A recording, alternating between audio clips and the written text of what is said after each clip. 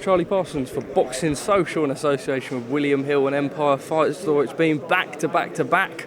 Guadalajara, then Dublin, and now we're in Manchester. Edward sporting a nice little suit. How are we, mate? Yeah, it's not a suit, Parsons, because for a suit, it needs to be, the jacket needs to be same as the trousers. That's what's commonly known as a suit. Excuse me. This is not. This is, I suppose you can call it a sporting jacket with lovely brogues and a pair of trousers. Sophisticated. Yes, well, I like to mix it up, you know. A little bit streetwear one week, you know. I was going to say, a weigh-in for you is more casual dress down, isn't it? And then you can... You know, I'm one of the worst packers in the world, Parsons. Do you know what I mean? Like, I can write down outfits that I want to wear, and then when it comes to it, maybe that's just all of us useless men. You know, it's just like picking things up and mix and match. I'll probably have to go out tomorrow, you know, and pick up something. But looking forward to it, mate. It's been a tremendous run. I mean, I've seen a couple of yours, back to it, tired, and, you know, which is ridiculous at your age. Just back to the graph. Back to the graph, mate. I mean, you look at the run we've been on. I mean, back from AJ, Cordina against Rakimov, Guadalajara for Canelo against Ryder, Taylor, Cameron last week in Dublin, unbelievable. Wood Lara-Wood2. We've actually got no show next weekend. Then June 10, Sonny Edwards, Regis Prograis in New Orleans, June 17th, Madison Square Garden, June 24th for Berlanga, Dalton Smith, July 1st, Mexico, July 7th, 8th, July 15th, probably. Oh yeah, Alicia Baumgartner. Wow, oh my God, it's like 9 weeks on the spin. It is mad. It is going to be a lot of travelling, but we look forward to it. More importantly, well, not more importantly, but pressing at hand, Lara-Wood2 here in Manchester. Excited, a big world title fight. I know sort of Leigh probably would have wanted it in Nottingham, but we'll have some good support here as well on Saturday. Yeah, this was the date that we had with a broadcaster, and unfortunately Nottingham Arena wasn't available, otherwise we would have been there. But expecting around 7,000 on Saturday. He's got a couple of thousand himself coming from Nottingham. Catchall sold a load of tickets as well. It's a great fight, you know. I don't know. Sometimes I just talk myself into the narrative because, you know, I'm a salesman, Parsons. Never would have guessed. I convince myself about the narrative that I'm selling sometimes. And the narrative that I'm selling is there's something I see in Leigh Wood that makes me feel he's very confident on Saturday night. Like, overconfident for someone who just got stopped in the last fight.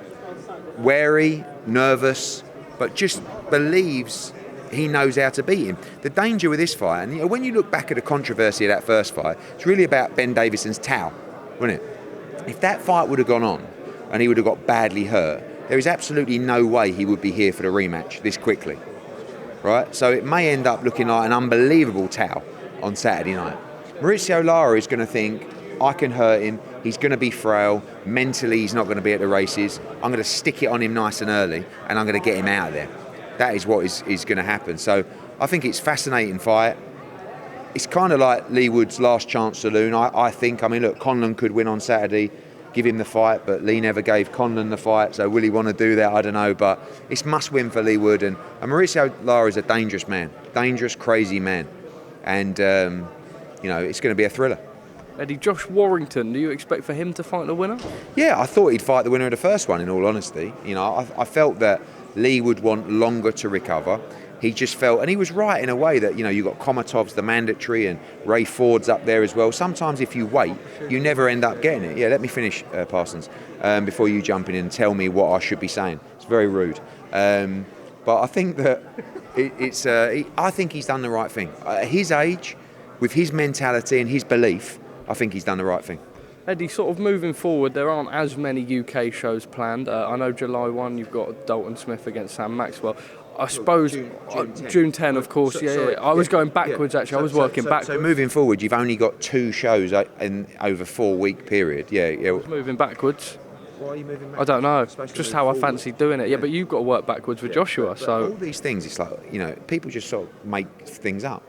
You know, we haven't got a lot of UK shows planned. Well, hang on, we've got May 27th, we've got June 10, we've got July the 1st, we're going to probably go July 29 as well. AJ's probably fighting August the 12th.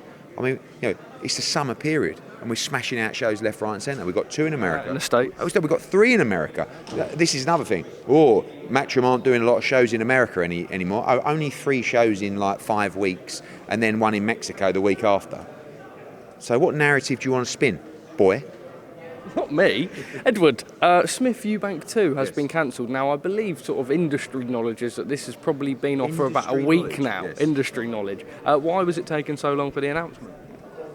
I don't know. I mean, look, sometimes as a this fight's been off for ages. I don't think it was ever happening July 1st anyway for the reschedulement, but sometimes as a promoter you have to try and get things in place and save a show and keep an undercard on, and it's a huge mess, but you've got to try and navigate your way through. So they waited a long time, but I don't care about Smith against Eubank. I didn't care about the rematch.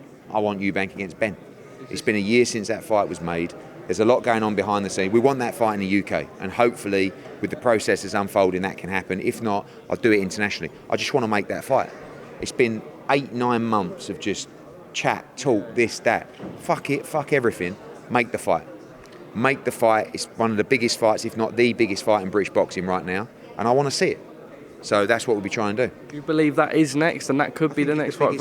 Where is Eubank contractually? I have no idea, but of course we're talking to Kell. We have been for a long time. We nearly made the fight before. It's the biggest fight for Chris Eubank Jr. by a mile out there, and it's the biggest fight for Conor Benn. Let's see if it's possible. Eddie, Devin Haney won over the weekend. I asked you, I think we were at the airport at the same time. Got to fuck off. I don't really blame you, to be honest. A lot of people thinking that Lomachenko won the fight. Post-fight, he's come out, called Bob Arum sleepy, etc. Do you open the doors to Haney? I know that was a great relationship. The doors are always open to Devin Haney. He's a friend of mine, and we had a dream together that he would become undisputed lightweight world champion. Unfortunately, we couldn't deliver him that fight. He had to take the fight that was presented to him. He's done incredibly well. He's a tremendous talent. And I hate it when people say, what a robbery.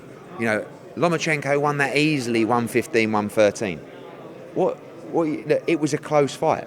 Like, some people it looked like most people had Lomachenko winning. But you know what? Some people already have these preconceived decisions about how they're going to score a fight. Go away and score the fight. In a close kind of fight like that, I haven't watched the whole fight back, but Devin Haney goes into the fight as champion, wins a close fight. So what? Give him his props. You called him an email champion when he wanted to fight Lomachenko, and they took that opportunity away from him.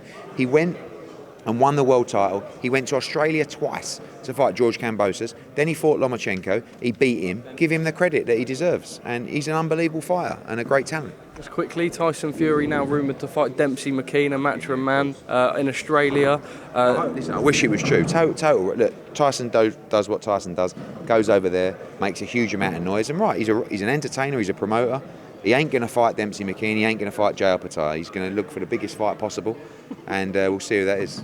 Just quickly, we know that Conor Benn had that scuffle with Kell Brook. Anything in that? We know you had a meeting with him, and then he put out a post. We arranged it all. Look, I think Conor Benn wants to get in his face, make some noise. The plan for Conor Benn, although we have stuff that's now on ice, is to fight Chris Eubank Jr. Hopefully we can make that happen. Press is starting now. Eddie, as always, a pleasure. Top